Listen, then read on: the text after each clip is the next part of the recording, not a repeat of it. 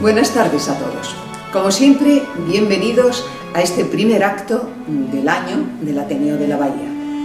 Nuestro agradecimiento a la Unión Cultural Deportiva Linense, a su presidente, Manuel Viches, que colaboran con nosotros cediéndonos su salón de actos. Agradecemos también a la empresa Ubago su patronazgo. Empezamos el año con ilusión y anunciándoles que la próxima revista del Ateneo, Exedra, estará pronto a vuestra disposición. En la mesa de atención al público encontrarán también el primer número de la colección de libros del Ateneo, dedicado al muy olvidado pintor linense Julio Serrano, que se puede adquirir al módico precio de 20,80 € los no socios del Ateneo y los socios al precio reducido de solo 17 €. Hoy tenemos el honor, la satisfacción y el orgullo de presentarles a un linense de altura. José Luis de Villar nació en el verano de 1960. Pasó su infancia y adolescencia en La Línea, a donde vuelve cada vez que tiene oportunidad. Su padre, José Luis Villar, fue un médico con vocación de servicio público a través de la política, con mayúsculas, y su madre, Pilar, profesora de historia, fueron sus ejemplos a seguir. Estudió en el Colegio de los Salesianos y en el Instituto Menéndez Tolosa. Y como tantos hijos de La Línea, de su generación, se fue a cursar estudios universitarios, primero en la Universidad Autónoma de Madrid y después en Sevilla, donde se licenció en Derecho, y allí reside. Más tarde pudo dar satisfacción a lo que era su vocación más profunda desde sus años de colegio, la historia. Se licenció en esta disciplina en la Universidad de Sevilla y se doctoró en Historia Medieval con la tesis Al-Ándalus y las fuentes del oro, calificada con sobresaliente cum laude y publicada por Almuzara en el año 2017. También ha dedicado una parte importante de su vida a la actividad política en las filas del desaparecido Partido Andalucista, al que perteneció hasta su disolución en el año 2015. Representando a su partido, fue concejal y teniente de alcalde del Ayuntamiento de Sevilla y secretario general de Relaciones con el Parlamento en el Gobierno de Andalucía. Abogado, funcionario de la Junta de Andalucía y profesor asociado de Derecho Constitucional de la Universidad Pablo de Olavide, Acostumbra decir que está contento de haber estudiado Derecho, porque eso le ha permitido ganarse la vida honradamente y así tener la posibilidad de dedicar el tiempo libre a la investigación histórica, algo que le da muchas satisfacciones, pero que nunca le ha dado un duro. En la actualidad desarrolla su labor investigadora sobre dos áreas: la historia de Al-Ándalus, sobre la que ha publicado su tesis doctoral publicada en Almuzara en el año 2017, sin descuidar la publicación de artículos en revistas científicas ni renunciar a la elaboración de la historia de la segunda generación andalucista y la historia de la segunda generación andalucista, sobre la que ha publicado el primer volumen de la historia del Partido Andalucista, que trata del nacimiento de esta organización y los años de la clandestinidad entre 1965 y 1976, estando previsto el segundo volumen, que se ocupa de los años de la transición democrática 1977-1982, para la próxima primavera. También ha publicado 28F, Toda la verdad sobre la conquista de la autonomía de Andalucía, Fundación ARM 2023, que analiza en detalle el proceso autonómico andaluz.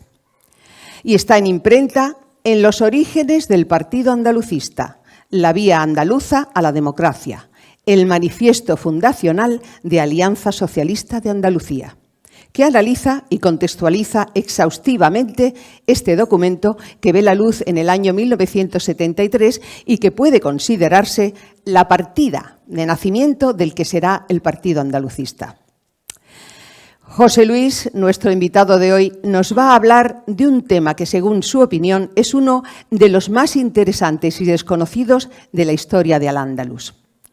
Cuando nos acercamos a ella, vemos que hay un extendido conocimiento público en general sobre las glorias del califato omeya de Córdoba, su mezquita, el recinto palatino de Medina Azahara o los últimos siglos de Al-Ándalus, los del Reino de Granada y su incomparable Alhambra. Pero durante casi el siglo que va, desde mediados del XII a mediados del siglo XIII, en este extremo occidental del Mediterráneo, ese califato desarrolló una fascinante estructura política que dominó las tierras a ambos lados del estrecho, tanto Al-Ándalus como el Magreb, y que tuvo dos bulliciosas capitales, Marrakech y Sevilla. Fue el califato almohade, que nació en las montañas del Atlas y que, tras imponerse a los almorávides, se expandió por el Magreb y Al-Ándalus gracias a su enorme y bien organizado ejército. Los almohades desarrollaron un urbanismo excepcional, cuya mejor muestra es Sevilla. La auténtica revolución urbana que realizaron en esta ciudad le permitió convertirse en la capital del mundo en el siglo XVI y, bajo estos planteamientos básicos, alcanzar hasta el XX, el siglo XX. Pero también en el campo de Gibraltar, la cabecera septentrional del puente, que no frontera, que fue el estrecho desde el mundo antiguo hasta el fin de Al-Ándalus, la mano de los califas almohades se hizo notar. De todo esto tan interesante nos va a hablar nuestro invitado. Así que, cuando quieras, doctor José Luis de Villar.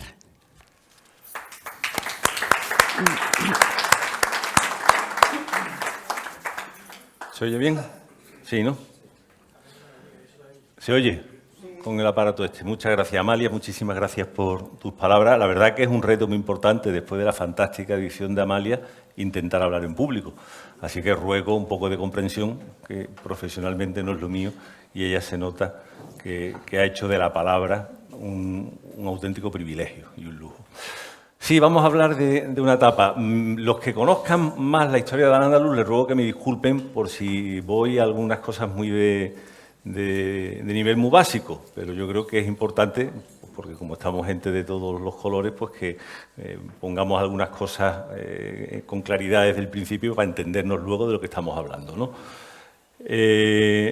Y desde luego, un poco lo que fue el mundo árabo-islámico, lo que fue esa organización política tan distinta, tan diversa, que desde las orillas del Indo hasta el Océano Atlántico, pues desarrolló una civilización que comienza en el siglo VI y que en muchos lugares de esta parte del mundo sigue perviviendo, como sabemos de sobra, ¿no?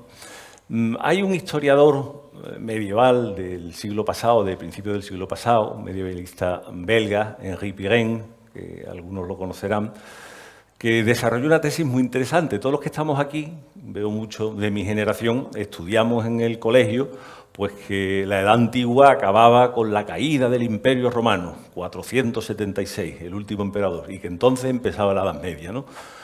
Pirenne desarrolló una tesis muy original en su momento, en algunas cosas ya muy superadas, pero que es muy interesante y que con este mapa la vemos muy bien. Pirenne dice que el mundo antiguo no desaparece en esa fecha del 476, porque los pueblos bárbaros, esos que invadieron el Imperio Romano de Occidente, absorbieron la cultura romana y fueron pues una prolongación de ese mundo romano, y que el Mediterráneo sigue siendo un mar abierto a una civilización romana y cristiana.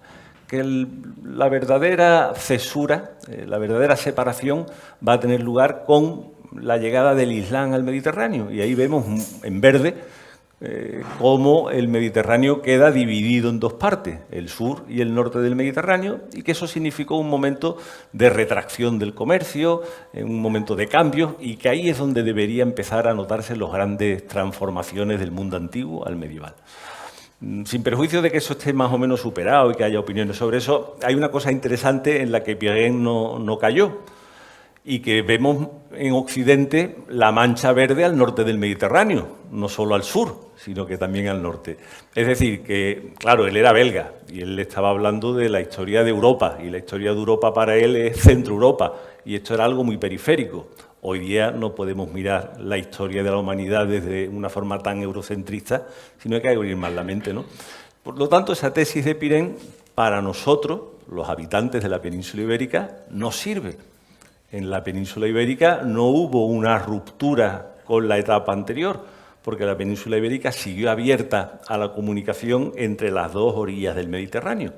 Y para nosotros, campos gibraltareños, eso tiene especial importancia, porque esta tierra y el norte de África han mantenido una unidad desde los tiempos más remotos hasta hace nada, en números históricos, hasta hace nada, que es el siglo XV. El siglo XV en lo que es la historia de la humanidad es ayer por la mañana prácticamente, ¿no? Entonces eso es importante que lo tengamos claro, porque tiene mucho que ver con lo que hicieron los califas almohades, que siguieron siendo, como sus antepasados durante muchos siglos de otras culturas y otras civilizaciones, una estructura política que tenía sus pies a los dos lados del estrecho, al norte y al sur del estrecho, ¿no?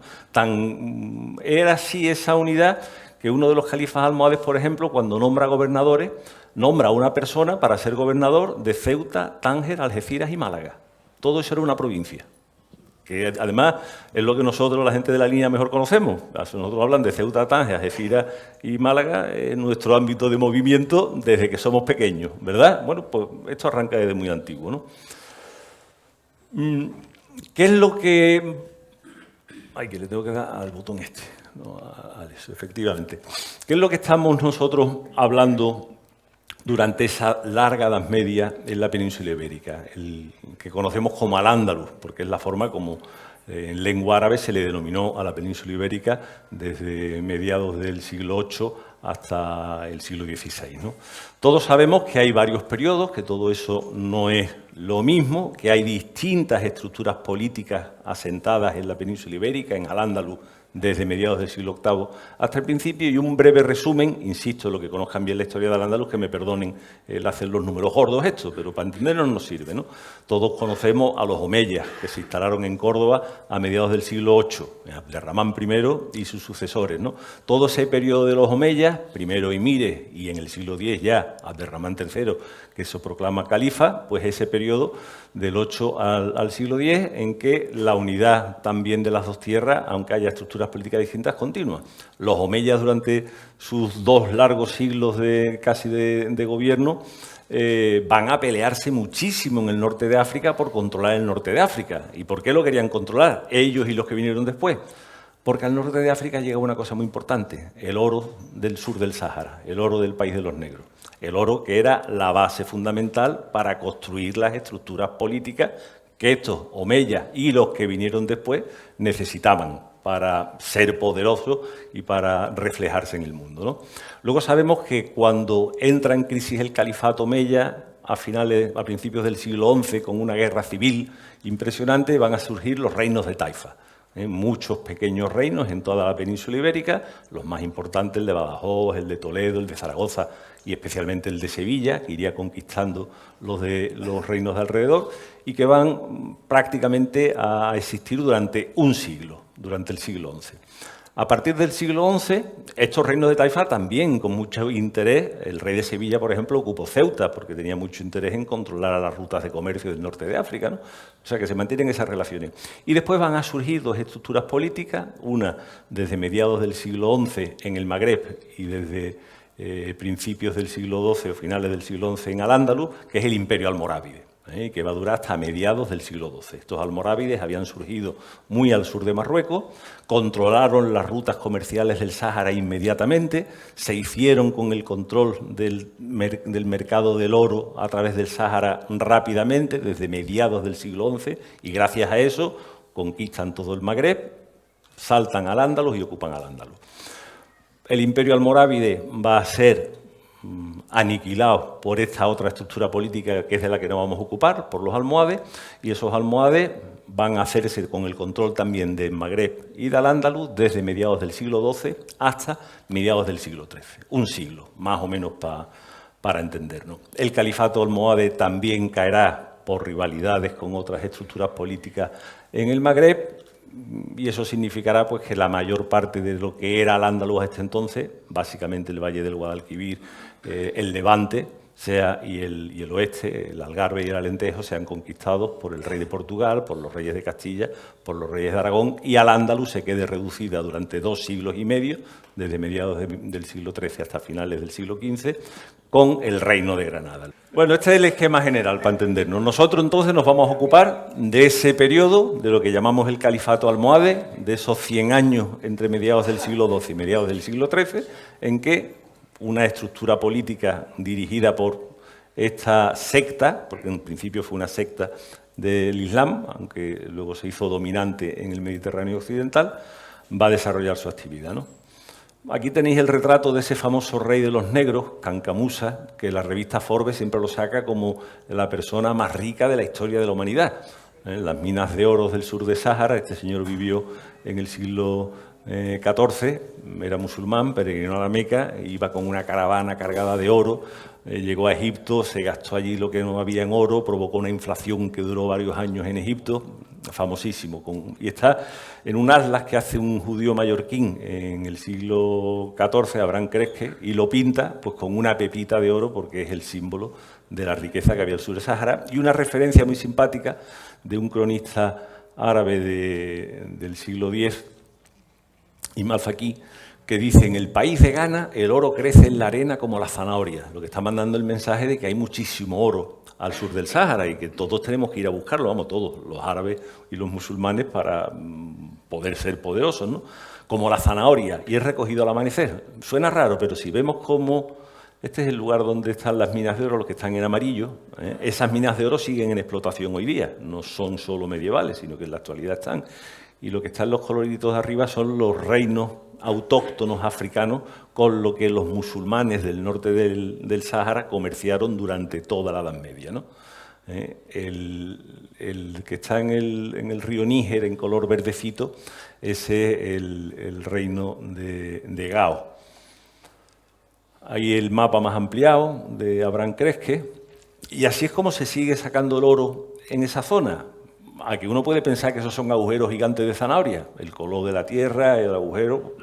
Pues alguien le contó a este Imam al-Faqih cómo se extraía el oro, y el oro se extraía pues sacando arena y después lavando la arena hasta que el polvo de oro va quedando cernido en ese lavado. Y son fotos de hace poco, ¿eh? O sea que no es raro que este hombre dijera pues que crece como la zanahoria y se arrancan al amanecer, ¿no? Las caravanas que cruzaban el Sáhara siguen cruzando el Sáhara hoy día. Del norte al sur llevan sal, esta lleva sal, y del sur al norte cambiaban la sal por oro, era un buen negocio, desde luego, sal por oro, y volvían con oro hacia el norte, ¿no? Para que no se me fuera el hilo, lo he vuelto a poner. las fases de la historia de Al-Ándalus, ¿vale? Y la nuestra, de nuestro interés, el califato almohade de mediados del siglo XII. ¿Estos almohades quién eran? Esta es la mezquita fundacional de ellos, en la montaña del Atlas, en Tismal. Esta es una secta que surge pues, de pensadores, de filósofos musulmanes que no están contentos como interpretan el Islam los almorávides, que son los que están mandaban. Y no están contentos por dos cosas. Primero, porque están cobrando impuestos que no están fijados en el Corán y que por lo tanto le están sacando las perras a la gente sin que el Corán le autorice a sacárselas de esa manera. Y segundo, porque no creen que ellos están defendiendo el dogma de la unidad de Dios, que es el dogma central del Islam, como ellos lo defienden. Los almohades son más rigurosos que los almorávides. Los almorávides pues, podían ser para los almohades un poquito politeístas, porque es que hablaban de Dios como si fuera semejante al ser humano, y eso para un musulmán riguroso, Dios y el ser humano no tienen nada que ver, Dios es otra cosa. Y entonces empezaron a discutir sobre ese asunto mucho, ¿no? Hay un señor que es el líder original, que se llama Ibn Tumart, y este Ibn Tumart es el que va concentrando la doctrina que están elaborando. Estamos a principios todavía del siglo XII, y están refugiados en las montañas, construyen esta mezquita tan preciosa que está allí en las montañas, porque el terremoto de Marrakech se la ha derribado, y empieza pues a pelearse con los almorávides, y empieza a dominar más territorios, se le van sumando más tribus. Es muy interesante porque, claro, el tema de los bereberes es clave. Los almorávides eran de una tribu bereber, los sanhachas, y estos primeros almohades son de otra tribu bereber distinta, los mahmudas. Y los bereberes siempre están las distintas tribus peleándose entre sí, ¿no? Y a ver quién es el que domina el territorio. Este Ibn Tumart es el fundador de la secta. Vamos a quedarnos con estos nombres que ahora veremos qué es lo que hacen. Cuando muere Ibn Tumart, hay una cosa interesante que se me olvidaba. Los almohades cogen para su doctrina elementos de las distintas sectas que hasta entonces todos conocemos, a los chiitas y a los suníes, como las dos grandes. Ya existían desde el origen esos de los chiitas y los suníes, poco después de Mahoma ya aparecen, por lo tanto esto es antiguo. Y este Ibn Tumart coge cosas de unos y de otros, con lo cual es muy sincrético y puede llegar muy bien a todo el mundo, a los que son de una secta como a los que son de las otras. Y una de las cosas que coge de los chiitas es la creencia que habrá un día un Mahdi, un Mesías, sería el equivalente a los Mesías judíos, que llegará y que hará que triunfe el Islam en el mundo y que reine la paz y que se cumplan la voluntad de Dios sobre la tierra, ¿eh? Una cosa muy mesiánica, muy milenarista, ¿no? Y deciden sus seguidores pues, que este Ibn Tumart es ese Mesías esperado, ese Mahdi, al que lo proclaman Mahdi. No triunfa del todo y se muere, eso suele pasar, bueno, porque no era él, ya vendrá otro, pero ya veremos, ¿no? Este Abd al-Mumin que le sucede es uno de sus seguidores más importantes, y este pues se proclama califa. El califa en la teoría islámica ortodoxa solo puede haber uno. Un califa es el jefe de toda la comunidad musulmana que existía. Cuando Mahoma muere, deja a Abu Bakr como califa, como jefe de la comunidad. Se suceden varios califas, pero muy pronto, ya en el siglo VIII, empiezan a aparecer disensiones y ya nos encontramos en esta época con varios califas. Por ejemplo, el de Córdoba fue un califa y junto a él existía otro califa que era el Fatimí en el norte de África y otro en Bagdad, que era el originario. Pues en el mismo siglo X había 3 califas. En teoría solo puede haber uno, y el que se proclama califa, su aspiración es que todos lo reconozcan. Lo del Estado Islámico de ahora mismo, ¿no? Que lo conocemos, el Estado Islámico, el que está el jefe a lo que aspira al califato universal. Los tiempos no van por ahí, desde luego, ¿no? Pero en la teoría islámica es esa. Una única comunidad, todos los musulmanes pertenecen a esa comunidad y solo puede tener un jefe. Abd al-Mumin se proclama califa y aspira a convertirse en el jefe de todos los musulmanes. Y algo de éxito tiene porque se convierte en todos los jefes de todos los musulmanes del occidente del Mediterráneo, del norte de África y de Al-Ándalus, ¿no? Va a morir en 1163, Abu Yaqub Yusuf, quedémonos con el nombre de Yusuf. Yusuf I aparece mucho normalmente en la historiografía. Va a ser su sucesor, su hijo y sucesor, también como califa. Este Yusuf estuvo metido en política desde muy joven. El padre lo nombró gobernador de Sevilla cuando era aún muy joven. Y todo el mundo cuenta que se enamoró de Sevilla, que él era un apasionado de Sevilla. Y es el responsable de las grandes obras que se hacen en Sevilla a partir del año 1160 hasta el año 1180. Y después, él es el que promueve que se haga la nueva mezquita Aljama, donde está ahora la Catedral de Sevilla, con su alminar portentoso que conocemos como la Giralda, hace las murallas de Sevilla con la Torre del Oro, amplía el Alcázar de Sevilla una enormidad, construye el primer puente sobre el Guadalquivir uniendo Sevilla con Triana, es decir, construye los jardines de la Bujaira en las afueras, construye San Juan de Analfarache en las afueras, construye otros jardines y otros palacios en Sanlúcar la Mayor.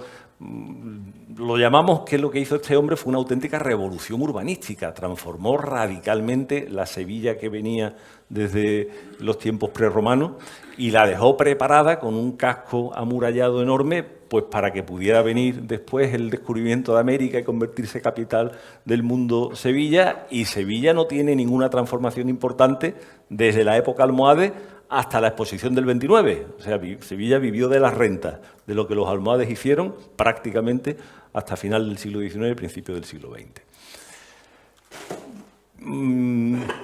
Gran arquitecto, un hombre muy culto, Yusuf I, y el que le sucede, Yaqub, Abu Yusuf Yaqub al-Mansur, Yaqub el Victorioso. Este es un hombre guerrero fundamentalmente, ¿no? De grandes campañas militares, luego hablaremos de los ejércitos, y es el que obtiene la gran victoria de Alarco sobre los cristianos en 1195 y que machaca al rey de Castilla y después persigue al ejército del rey de Portugal, se convierte en el dueño de la península prácticamente de nuevo, ¿no? Lo que pasa es que, fijaros, el siguiente ya, Al-Nasir, Muhammad Al-Nasir, 1212, las Navas de Tolosa, muy poquito tiempo después, los almohades sufren una derrota estrepitosa, un ejército enorme que es masacrado y que cambia radicalmente el curso de la historia de Al-Ándalus. A partir de ese momento, las estructuras políticas musulmanas en Al-Ándalus no van a resistir el empuje de los reinos cristianos y entrarán, decimos una agonía, pero una agonía de nada más y nada menos que 2 siglos y medio. O sea, que es que eso de agonía hay que ponerlo muy en cuarentena, 2 siglos y medio son muchísimos años, ¿no? Pero estos son los elementos centrales nuestros. ¿Esto cómo ha quedado la mezquita de los almohades en el Atlas? Absolutamente arruinada después del terremoto de Marrakech. Los ejércitos. La razón fundamental que explica en el poquísimo espacio de tiempo en el que los almohades, una secta de las montañas del Atlas, consiguen dominar todo el Magreb y al-Ándalus, es porque son capaces de organizar unos ejércitos potentísimos.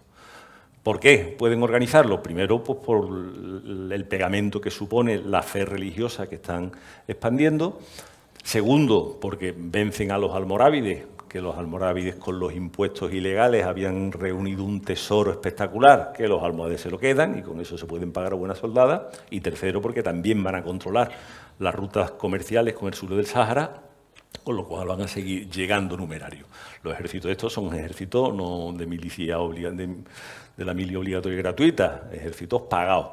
Y esta imagen, por ejemplo, es muy interesante, porque lo que vemos delante, evidentemente, con ese tipo de armadura y ese pendón que tienen, no es un ejército musulmán, con la Virgen María y el Niño Jesús, evidentemente. Los de detrás sí, pero no están peleándose.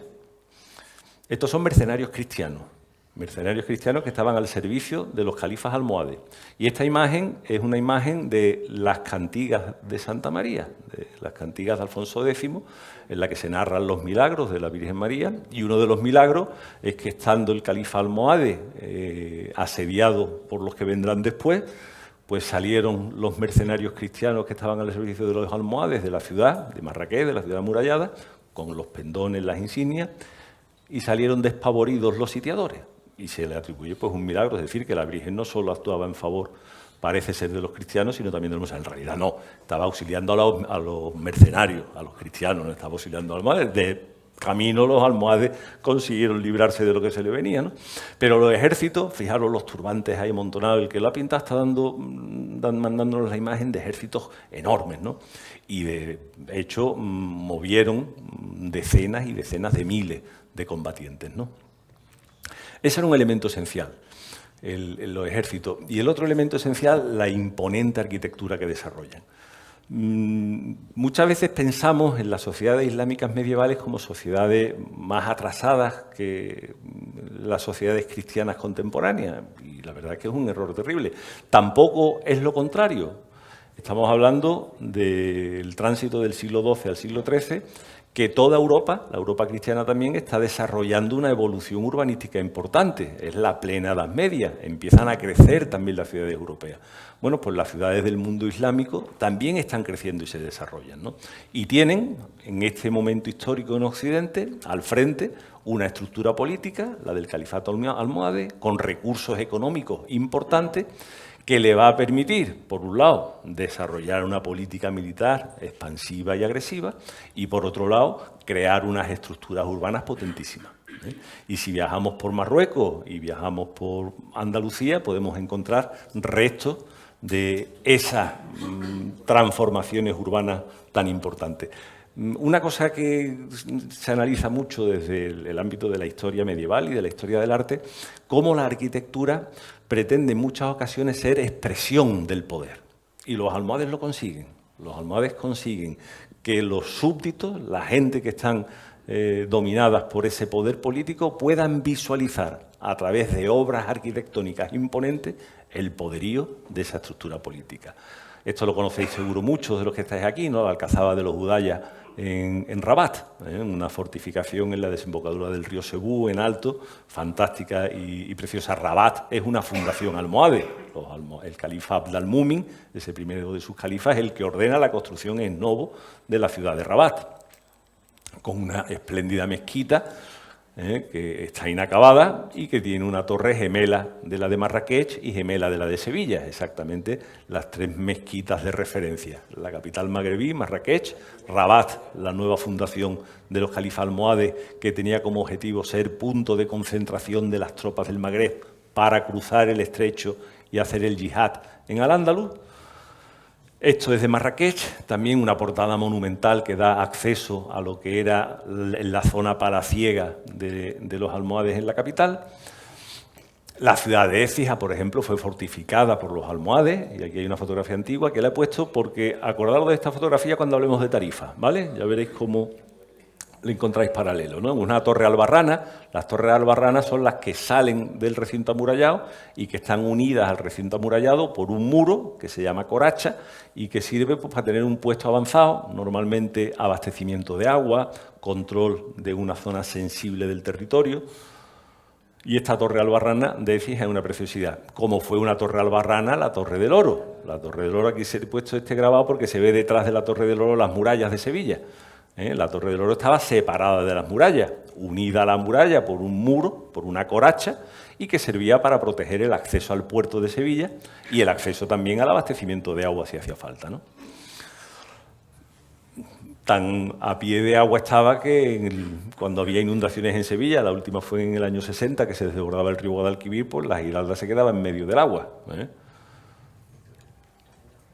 Las murallas de Sevilla, factura almohade, la Giralda y la Cutubilla de Marrakech, las dos torres hermanas de las dos mezquitas más importantes de los almohades, el Palacio de la Bujaira, en las afueras del casco histórico de Sevilla, que era una finca de recreo de los califas almohades en Sevilla. Los califas almohades, este Yusuf I del que hemos hablado, el hijo de Abd al-Mumin, todo lo he dicho antes, todas las crónicas hablan del amor que tenía por Sevilla y de lo que disfrutaba en Sevilla, y se hizo su chalet de recreo en las afueras de Sevilla, ¿no? El puente de Barcas, que es el primero que se construye y que va a seguir como puente, vamos, no el mismo, porque cada vez que había una riada las barcas se iban a tomar viento hasta Sanlúcar, como es lógico, ¿no? Y había que volverlo a hacer, pero el sistema de puente de Barcas, hasta que se hace el puente de Triana en el siglo XIX, es el que unía las dos orillas del río por Sevilla. Esto es San Juan de Alfarache, que es también una finca de recreo que se hacen los califas almohades, Hins al-Faraj, que viene a ser así como el castillo mirador. Desde un punto elevado se ve muy bien la llegada del río desde Coria y más allá a Sanlúcar. Todo lo que fuera a entrar era vigilado desde este castillo de Alfaraj. Y ahora pues vamos a entrar en nuestra zona. Hemos visto un repaso de los territorios. Esto se ve bien, ¿no? Sabemos todo lo que es, ¿verdad? Claro, ahí están los llanitos. Lo que están marcados son las fortificaciones, no solo las almohades, sino las posteriores, almohades y meriníes, que hay en Gibraltar. No se ve eso ahora mismo todo eso, hay algunos trozos de muralla que sí, muchas cosas de las que vemos son las transformaciones que a partir del siglo XVIII hacen los ingleses, pero si escarbamos un poquito entraremos, porque Gibraltar es una fundación ex novo de los almohades. No, todos sabemos que en el mundo antiguo pues, hay referencias muchas a Calpe y a la existencia del Peñón como hito geográfico, pero se ha encontrado muy poca evidencia de ocupación humana en el mundo antiguo y en el mundo alto medieval en Gibraltar. Y no solo las crónicas, sino la arqueología, pues todo el mundo coincide que el asentamiento estable primero que se produce en Gibraltar es el almohade. Y es una decisión política, de ese tipo de decisiones del poder político, de que se note el poderío. La crónica de un cortesano de los almohades, Insaib al-Salah, que se llamaba, dice que el califa ordenó que fuese esta ciudad, Gibraltar, la residencia del poder imperial durante el paso de los ejércitos victoriosos y punto de etapa mientras avanzaban las banderas vencedoras y los estandartes desplegados hacia el país de los cristianos. Aumentó la esperanza de la gente de Al-Ándalus sobre la que ya tenían antes y tuvieron por seguras la dicha, la fortuna y la victoria con la edificación de esta ciudad.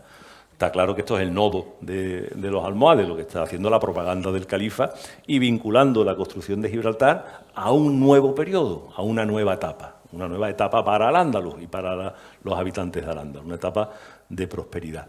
Lo que veis más arriba del todo, más oscurito, es lo que fue la alcazaba de los almohades. Ahí es donde está más o menos lo que ahora llaman el Moorish Castle, que el Moorish Castle que vemos no es almohade, eso es de la época meriní, es bastante posterior, pero en ese espacio, en esa zona, la muralla que baja desde el Moorish Castle hacia la bahía, eso sí es almohade muy transformado, que es lo que se ve en el lateral, mirando hacia el istmo, bajando desde esa alcazaba hacia abajo. El recinto amurallado que está debajo es parte de la Fundación Almohade, es lo que sería la ciudad, porque el califa ordena hacer su palacio, hacer una mezquita para él, un palacio para sus hijos, y también reparte terrenos para que las grandes familias almohades hagan su residencia en Gibraltar y se instalen en Gibraltar. Y ese sería el segundo recinto. Y ya el último recinto, el que está pegado a la orilla, eso ya es de época meriní, igual que la muralla que viene a continuación, ¿vale? La alcazaba y lo de abajo es lo que se conoce de abajo como la Villa Vieja, ¿vale? Y el de abajo es lo que se conoce en las crónicas antiguas cristianas ya como la Barcina, y luego lo exterior la Turba. Esos son nombres que aparecen ya en época cristiana. Pero los almohades es el recinto superior y la Villa Vieja exactamente inferior. Aquí lo veremos ahora con más detalle. La alcazaba, la Villa Vieja, esa es la parte almohada. Aquí se ve la calahorra muy bien, que es lo que ahora se ve, que es de época meriní. Pero si andamos por Gibraltar, veremos este trozo de muro, que es un trozo de muro de la antigua alcazaba. Eso que veis ahí es una puerta que hicieron los ingleses recientemente y las piedras, la mampostería es también posterior. Lo que sí es almohade es el tapial. El tapial es lo de tierra que está encima de la mampostería. Veis una pintura blanca que es falso aparejo. Eso se pintaba los muros de tapial pues, para que parecieran sillares de piedra potente, porque el sillar tiene más prestigio arquitectónico que el tapial, que es una cosa más fácil de hacer, más barata y menos noble, pero que permitía construir a gran velocidad una fortaleza, o las murallas de Sevilla enteras en su tapial. Cuando veáis tapial en construcciones islámicas, tiene muchas papeletas, pase almohades. Los almohades tenían mucha prisa en hacer cosas, los cristianos estaban siendo muy agresivos y por lo tanto había que hacer fortificaciones a gran rapidez. Fortifican Sevilla, fortifican Écija, hay muchas más ciudades de Al-Ándalus que fortifican, hacen Gibraltar de una planta y la Alcazaba y la Villa Vieja, sus murallas, las hacen de tapial, que ahí podemos verlo, ¿no? Aquí se ve muy bien el tapial, ¿verdad? Encima y al lado de la mampostería y por arriba más mampostería, pero ahí se ha conservado el tapial. ¿Por qué fundan Gibraltar? Porque en ese momento la ciudad más importante, a mediados del siglo XII, en la zona, seguía siendo Algeciras, la ciudad más antigua, su fundación, ya sabemos, de la previa romana, de Iulia Traducta, y posiblemente, junto a Iulia Traducta, en el siglo VIII se hace Al-Jazira al-Hadra, y sabemos que en época califal Algeciras fue una ciudad muy importante. El califa de Ramán III construye unas atarazanas, unos astilleros, e instala la flota califal en Algeciras. Hace unas murallas potentes y razonables, luego veremos Algeciras, y Algeciras fue capital del reino de Taifa, tal la disgregación del califato. Cuando los reyes de Taifa ante el acoso de los cristianos, piden ayuda a los almorávides, que estaban en África. Los almorávides vienen, lo que le piden al rey de Sevilla, que ya había desalojado al rey Taifa de Algeciras y se había quedado con Algeciras, le pide al rey de Sevilla que le dé Algeciras como plaza y que los almorávides utilicen como cabeza de puente Algeciras. Así se hace, los almorávides se instalan en Algeciras, mandarán ejércitos, derrotarán a los cristianos, Alfonso VI en una batalla famosa, Zalaca, pero al final dicen, oye, esto está muy bien, vamos a quedarnos. Echan a los reyes de Taifa y los almorávides se quedan con todo esto, ¿no? Cuando los almohades empiezan a ser reconocidos por las distintas comunidades de Al-Ándalus, a mediados del siglo XII, como sabemos, pues intentan venir a Algeciras, que es el núcleo más importante, pero los algecireños, bueno, ¿qué vamos a decir de los algecireños que no sepamos? Pues no lo miran con buenos ojos a los almohades, y los almohades al final consiguen hacerse con Algeciras, pero le cuesta. De ahí que el califa Abd al-Mumin decida construir una ciudad enfrente, que es Gibraltar. Y dice, pues ya que yo no me fío de ustedes demasiado, gente de Algeciras, porque sois muy antiguos, lleváis mucho tiempo aquí, hay muchas familias de toda la vida de Algeciras, no me fío de vuestra lealtad, voy a hacer una ciudad nueva Pero Gibraltar tenía problemas para llevar tropas allí, la orografía gibraltareña no es muy adecuada, ¿no? Por lo tanto, pues se plantea otra alternativa, que es Tarifa. Ahí vemos Tarifa, ¿verdad? Tarifa también es una ciudad muy antigua, también en época califal ya existía, su castillo es de la época del califato de Córdoba, como ahora veremos, pero lo que van a hacer los almohades es ampliarla enormemente. Este es el recinto medieval de Tarifa, está ahí bien marcado, y un acercamiento a eso. Lo que es la letra A es el castillo de Guzmán el Bueno que conocemos, que es un castillo de época califal, de la época de Abderramán III. Está además la lápida fundacional de quién manda hacer el castillo y en qué año. Eso no tiene pérdida ninguno. Cuando te encuentras en arqueología la escritura notarial, porque eso no deja de ser la escritura notarial del castillo, todo fantástico. El barrio B es la letra B, la ciudad califal, lo que era en el siglo X. El crecimiento que en el siglo XI tiene es la letra C. Y todo lo que es la letra D es la ampliación que hacen los almohades. Cuando llegamos a Tarifa, desde Algeciras, antes de llegar a la puerta de Jerez, vemos unas murallas bajando hacia la costa. Son las murallas estas de la letra 2, la puerta de la letra 2, que se ven muy bien, que ahora se ven perfectamente bajando, pum, pum, pum. Bueno, toda esa ampliación. ¿Por qué? ¿Tanta gente había en Tarifa? No, esto no era para que viviera gente, esto era para el acantonamiento de las tropas. Cuando esos grandes ejércitos almohades cruzaban el estrecho, se va a hacer una ruta continua que va de Alcázar-Siguir, que está entre entre Tánger y Ceuta, con Tarifa, y eso va a ser pues, como el ferry de la época. Ahí van a estar los barcos cruzando continuamente, desembarcando tropas en Tarifa, instalándose dentro de ese recinto amurallado tan enorme que se ha construido en proporción a lo demás, y después pues desde ahí se dirigían a Jerez, de Jerez a Sevilla, de Sevilla cruzaban por el puente de Barcas para Triana, para coger la carretera de Badajoz, y tiraban para la ruta de la Plata para Mérida, para ir a luchar contra el rey de Portugal, contra el rey de León. Si tenían que luchar contra el rey de Castilla, tiraban para Córdoba y cruzaban por Despeñaperro, o sea, una cosa muy parecida a las rutas que tenemos hoy día, ¿no? Pero la época el más agresivo era el rey de Portugal y el rey de León, y casi todas las tropas cruzaban el río por Sevilla y avanzaban hacia el norte, pero previamente habían desembarcado aquí en Tarifa, en ese recinto tan imponente. Las murallas que vemos en primer término son las murallas califales del castillo de la época del califa. Pero esta torre, ¿por qué decía yo lo de Écija? ¿Verdad que se parece mucho a la que hemos visto antes, la Torre Albarrana de Écija? Es una torre albarrana, el mar estaba mucho más cerca de lo que está ahora, y esa es una torre pues, para proteger el acceso al desembarcadero de Tarifa, y es el añadido que le hacen a la fortificación los almohades, muy parecido a la Torre del Oro, muy parecido a la Torre Albarrana que hemos visto en Écija, para proteger el acceso, ¿vale? La bahía, tenemos Gibraltar, y ya vemos qué pasa en Algeciras. Que Algeciras es mucho más complicado de documentar. No tan complicado que muchos de ustedes sabréis el error en el que han estado los arqueólogos durante décadas respecto a las murallas meriníes, que yo creo que se les siguen llamando murallas meriníes, y eso que ya sabemos que no son meriníes, ¿no? El recinto grande, el B, es la Algeciras fundacional de mediados del siglo VIII, vamos, antes incluso, se dice que hasta Musa es el que construye la primera mezquita en Algeciras, la famosa mezquita de las banderas, para que los que acaban de desembarcar tengan un sitio donde orar. Lo que sí, evidentemente, está más que documentado son los restos de época emiral, del siglo IX, de época califal, del siglo X, del amurallamiento.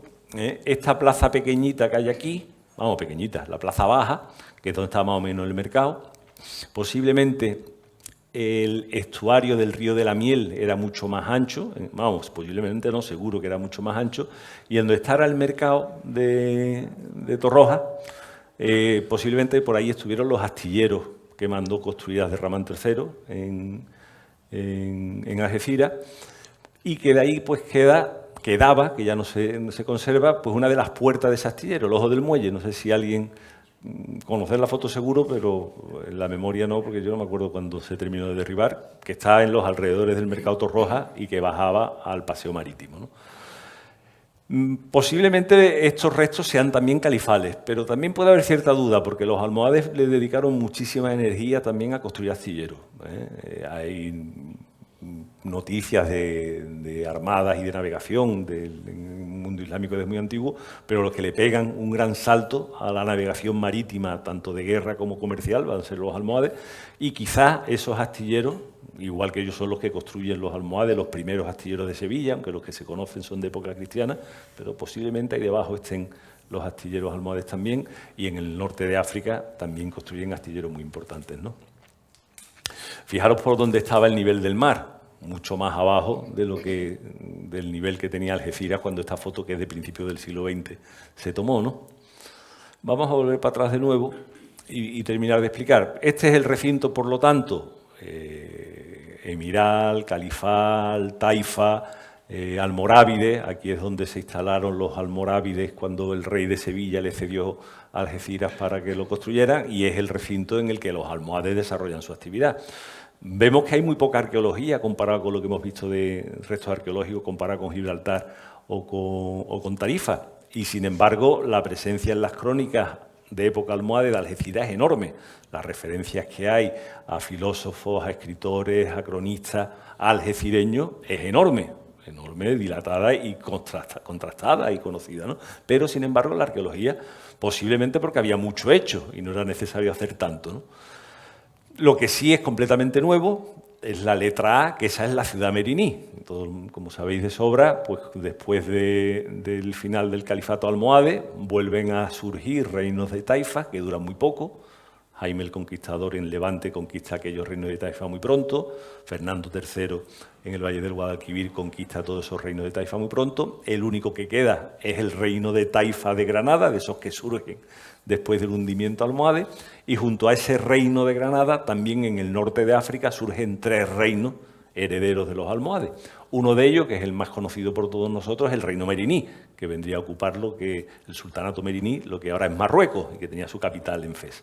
Estos meriníes, a partir de mediados del siglo XIII y durante el siglo XIV, van a intervenir activamente en Al-Ándalus, en unas ocasiones como aliados de los granadinos, en otras ocasiones como aliados de los castellanos o de los aragoneses. Aquí las alianzas, vamos, ni Juegos de Tronos, o sea, lo que hay en esta época que se conoce como la Batalla del Estrecho, que es muy interesante.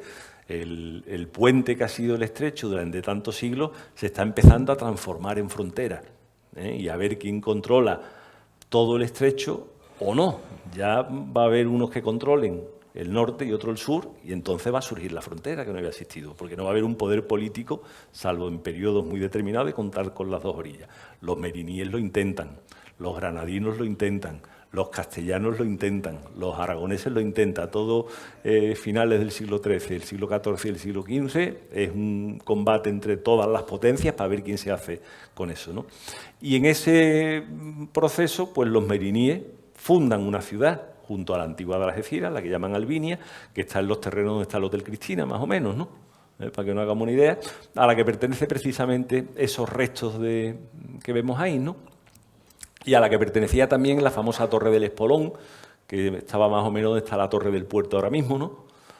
que se conoce por grabado, y también hubo fotografías de lo poco que quedaba, pero esto también es Meriní, sí, es Meriní con casi toda seguridad, ¿no? El caso es que cuando se descubren en la prolongación de la avenida de Blas Infante las murallas que había ahí, de Blas Infante hacia el puerto, como siempre se venía llamando a la zona de la letra B, la Villa Vieja de Algeciras, pues todo el mundo pensaba que esa Villa Vieja tendría que ser, la Villa Vieja se le llamaba la Meriní, se llamaba la Villa Nueva, porque esa Villa Nueva tendría que ser la Meriní, y por lo tanto la Villa Nueva era esa, y la Villa Vieja, la de la parte del Hotel Cristina, esa Villa Nueva, esa Villa Vieja, tendría que ser la Fundación Califal. Y esa confusión pervivió durante años, hasta que, examinándose con detenimiento tanto las fuentes textuales, los documentos textuales, como las facturas de la muralla, se concluyó que no, que además que lo que se estaba viendo posiblemente ni era islámico, que era posiblemente además las reparaciones que hacen de las defensas los cristianos después de la primera toma de Algeciras para poder defenderla, ¿no? Y que por lo tanto lo que todo el mundo decía que era la Villa Vieja, la parte del Cristina, para entendernos, no era la Villa Vieja, era la ciudad fundada por los meriníes, ¿no? Ya sabéis también, bueno, pues que Algeciras fue totalmente arrasada cuando los granadinos vieron que no podían conservarla, los nazaríes, y ya que no podemos conservarla, a finales del siglo XIV lo que hacen es arrasarla, no dejar piedra sobre piedra, completamente destruida, y lo único que queda es lo que en los documentos había, hasta que en el siglo XVIII, ya después de la ocupación británica de Gibraltar, se empieza a reconstruir Algeciras, ¿no? Y empieza, pues, tenemos mucha información de los dibujos que se tomaron en aquella época, que nos sirven, pues, para localizar a través de esos dibujos por dónde iban las murallas, dónde había una mezquita, dónde había unas cosas. Empieza la confusión a partir de ese momento entre la Villa Nueva y la Villa Vieja en aquellos escritos, y ahora mismo pues ya eso está bastante ordenado. Ya sabemos que la parte que está al sur del Río de la Miel, la parte del Hotel Cristina, es la Fundación Meriní, y la que está al norte del Río de la Miel, con la Plaza Alta y toda esa zona, es la antigua ciudad omeya, almorávide, almohade, y que llega hasta la destrucción que hacen los nazaríes en el siglo. En definitiva, y con eso concluyo, y perdón si me extendí un poquito más de lo que te había prometido, ¿no, Amalia? Pero yo es que esta cosa me enrollo. Ahora podemos hablar si queréis, yo no tengo prisa ninguna de lo que era. Un siglo apasionante, un siglo poco conocido, un siglo que, si queréis también podemos hablar de eso, que para algunas zonas de Al-Ándalus, sobre todo para Sevilla, significó un cambio enorme, pero que, como podéis comprobar, para el campo de Gibraltar, tanto la bahía de Algeciras como más hacia el estrecho, en el caso de Tarifa, supuso también transformaciones importantísimas. Y además que nos pone ante el espejo de reflexionar sobre el privilegio del territorio en el que vivimos, ¿no? Un territorio absolutamente privilegiado, con una carga histórica impresionante, y que, como siempre, la historia no es para no repetir los errores, porque los seres humanos los repetimos continuamente, las veces que haga falta, hasta el infinito. Pero para poder entender lo que somos, lo que tenemos, los problemas, las oportunidades, las ventajas, es imprescindible que conozcamos la historia, porque ella es la que nos documenta para entender nuestro presente. Muchas gracias.